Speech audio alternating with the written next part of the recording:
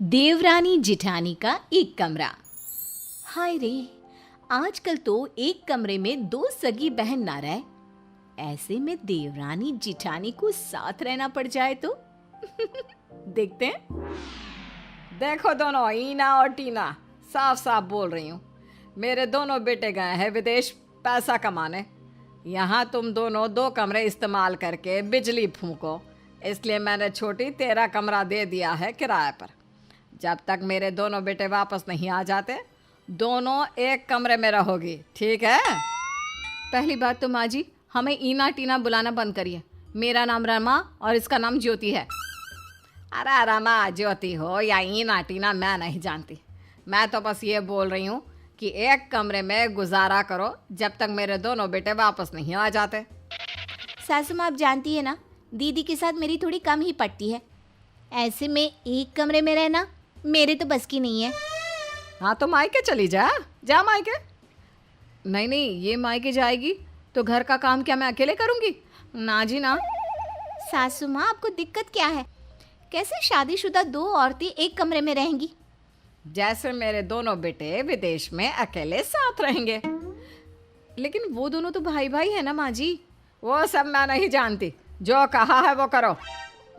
अब जेठानी देवरानी करती भी तो क्या, मान लेती है सास की बात। फिर दीदी, मैं ना पलंग अलग करूँगी। वो क्या है ना, रात में मेरी लात मारने की आदत है। हाँ, और लात खाने की भी। क्या क्या कहा? मैं किससे लात खाती हूँ? अरे मैं तो मजाक कर रही थी। वो क्या है ना, अच्छा ठीक है, अलग कर लो बस। वैसे भी मेरे मायके का बेड है तो मजबूत। मेरे पापा ने भी कम मजबूत बेड नहीं दिया था। तभी तो ससुर जी ने कानी उंगली से उठाकर बाहर कर दिया था। कोई इस कमरे से बेड हटाकर दिखा तो दे। तभी देवरानी हाथों से दोनों बेड को अलग कर देती है। भाभी, कर दिया। अब बताओ, कोई पुरस्कार भी रखा था क्या अलग करने वालों के लिए? हाँ ठीक है, शादी को इतने साल भी तो हो गए हैं। ठीक है। अच्छा, कपड़े ना उधर वाली अलमारी में रख देना। अब दो जानी दुश्मन एक कमरे में शिफ्ट हो चुके थे। सोने तक तो मामला ठीक था, लेकिन रात में पति के फोन में घर की बुराई भलाई अब कैसे होगी, ये सबसे बड़ी समस्या थी। वो क्या है ना, मुझे पसंद नहीं है कि मैं और ये बात करे तो कोई सुने। अब एक कमरे में तो ये दिक्कत ही होगी ना। हाँ, जैसे मेरे पति का फ़ोन आता है तो मैं लाउड स्पीकर में डालकर मोहल्ले को सुनाती हूँ। देखिए दीदी, मुझे भी पसंद नहीं है कि इनके फ़ोन के बीच में कोई डिस्टर्ब करे। तो ठीक है ना, कमरा तो मेरा है, तो जाहिर सी बात है कि तुम्हारे पति का फ़ोन आए तो निकल जाना बाहर। हाय रे, देवरानी को तो ये बात किसी तीर से कम नहीं लगती। वो ज़ोर ज़ोर से चिल्लाती है और बाहर निकलकर अपने कमरे में जाती है, लेकिन उसके कमरे का दरवाज़ा कोई और औरत खोलती है। क्या है, कौन हो और क्यों चिल्ला रही हो मेरे कमरे के सामने? तेरे कमरे के सामने? अब ये मेरा कमरा है, चल निकल बाहर। ओए, पूरे 5,000 दिए इस कमरे के उस बुढ़िया को। और हाँ, मेरे पति के साथ मैं कोई बात कर रही हूँ, मुझे पसंद नहीं कि कोई मेरे पति और मेरे पीछे आए, समझी? ये बोलकर वो जोर से देवरानी के मुंह पर ही दरवाज़ा बंद कर देती है। देवरानी सास को देखती है, जो सामने खड़ी होकर थूक लगा लगा कर नोट गिन रही थी। बुढ़िया को तो बस नोट चाहिए, फिर दुनिया कहीं भी जाए। वो पैर पटकती जेठानी के कमरे में जाती है, जहां दरवाज़ा बंद होता है। लगता है जेठ जी का फ़ोन आ गया। हाय रे, मैं क्या करूं? क्या पापा कहाँ शादी कर दी, जाहिल गंवारों के बीच। देवरानी भी बाहर जाकर पति से बात करती है और उसे सारी बात बताती है। हाय रे मेरी रसमलाई, तेरे लिए तो मैं यहाँ अमेरिका में बंगला बनाऊंगा। मेरी जान, बस कुछ महीने माँ को मैनेज कर ले, फिर तो तेरे लिए पूरा ताजमहल खड़ा कर दूंगा। देवरानी भी पति की मीठी मीठी बातों में आ जाती है और सोच लेती है कि जब तक वो पति के साथ नहीं हो जाती तब तक तो मैनेज करना ही होगा। वो बाहर लॉन के गार्डन में बैठ जाती है कि तभी खिड़की से जेठानी आवाज लगाती है। लॉन का सैर सपाटा हो चुका है तो थोड़ी देर के लिए ऊपर भी आ जाओ, सो जाओ, नहीं तो कल को कहोगी जिठानी ने कमरे से निकाल दिया। देवरानी को गुस्सा तो बहुत आता है, लेकिन क्या करे, वो कमरे में जाती है और सो जाती है। वो सो ही रही होती है कि सुबह के ठीक 5 बजे जिठानी जोर से पाती है।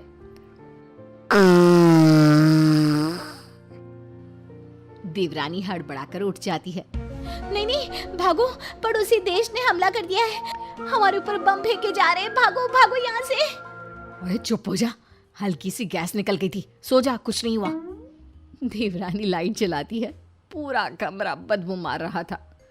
हल्की सी गैस, तब ये हाल था।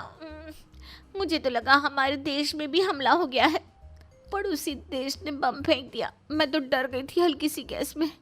क्या होता अगर आप जोर से पाती। ओए नौटंकी, शांत हो जा, कोई ऐसी बात नहीं है, सो जा। लेकिन देवरानी को कहाँ नींद आने वाली थी। सारी सुबह किसी तरह करवट में गुजरती है। अगली सुबह देवरानी सासू माँ के पास जाती है। देखिए सासू माँ, एक तो मेरे पति साथ नहीं है, ऊपर से ये तुगलकी फरमान कि दीदी के साथ एक कमरे में रहूं, मुझसे नहीं हो रहा। तो मायके चली जा, रोहन आ जाएगा तो बुला लेंगे। नहीं नहीं, ये कहीं नहीं जाएगी। ये जाएगी तो घर का सारा काम कौन करेगा। भाभी प्लीज जाने दो ना मुझे। रात को भैया का फोन आता है तो आप मुझे बाहर कर देती हो, सुबह गंदे गंदे बात कर डरा कर उठा देती हो। भाभी प्लीज प्लीज जाने दो ना मायके। अरे उस बेचारे की उम्र हो गई है, गैस पर कंट्रोल नहीं रहता, तो क्या उसका मजाक बनाएगी तू? बात तो सही है माँ जी, गैस में कंट्रोल नहीं है, लेकिन उम्र तो वैसे बाली ही है मेरी। देवरानी सास बहू का ड्रामा देखती है कि तभी उसके फोन पर पति का मैसेज आता है। हाय रे, कितने बड़े घर की फोटो, लग रहा है ये खरीद रहे हैं। मैं तो चली अमेरिका। इनमें से तो मैं किसी को ना ले जाऊं। बड़ी बहू, लग रहा है छोटी पागल हो गई है, तभी खड़े खड़े हंस रही है। तो जा कमरे में। छोटी भी सोच लेती है कि चलो ना, थोड़े दिन की तो बात है, फिर तो अमेरिका में आराम ही आराम है। फिर एक रोज, हाय री, मेरी अलमारी से मेरी लाल साड़ी गायब है, कहाँ गई? कितनी महंगी साड़ी थी, कहाँ चली गई? तभी उसकी नजर जिठानी पर पड़ती है, जो उसकी लाल साड़ी पहनकर खड़ी होती है। अरे क्या हो गया छोटी, क्यों परेशान हो? वो क्या है ना, कुछ नहीं, बस कुछ ही दिनों की तो बात है, फिर मैं कहाँ, आप लोग कहाँ, क्यों? कहाँ का क्या मतलब है? देवर जी को छोड़कर किसी और के साथ जा रही हो क्या तुम? देवरानी को तो जेठानी की बात पर बहुत गुस्सा आता है। वो तो आप ही छोड़ रही होंगी जेठ जी को, जो मुझे कह रही हो। दोनों की लड़ाई में सास बीच में आ जाती है। क्या है, क्या मजाक बना रखा है? दोनों कमरे में जाओ, नहीं तो दोनों को घर से बाहर कर दूंगी। फिर सीधे तलाक के कागज पहुंचेंगे दोनों के घर में। दोनों बहुएं डर के मारे कमरे में चली जाती है। वहां जाकर, तुझे तो मैं इस घर में देखना भी नहीं चाहती हूँ। एक बार, बस एक बार मैं बाहर चली जाऊं, फिर निपटूंगी तुम लोगों से। आप बाहर कहाँ जाओगी? आपको तो बड़ी बहू होने का फर्ज निभाना है, सासू माँ को देखना है मरते दम तक। मैं तो चली अमेरिका। बिड़ी आई मुझे समझाने वाली। अरे शादी के 13 साल निकाल दिए बुढ़िया को देखने में, तुझे आए जुम्मा जुम्मा 2 साल नहीं हुए। तू बताएगी मुझे कि क्या करना है मुझे? भाई मैं तो चली पति के पास, समझी? ओह, तो लग रहा है कि जेठ जी ने भी इन्हें अमेरिका के सपने दिखा रखे हैं। लेकिन मैं तो नहीं रहूंगी यहाँ, कुछ तो करना ही होगा। डायरेक्ट बात करती हूँ। देवरानी जेठानी के पास जाती है। देखिए दीदी, अमेरिका ये गए थे, भाई साहब तो बस साथ गए हैं इनको सेटल करने। अब ये क्या नया नाटक है कि आप भी अमेरिका जाएंगी? तो क्या हो गया?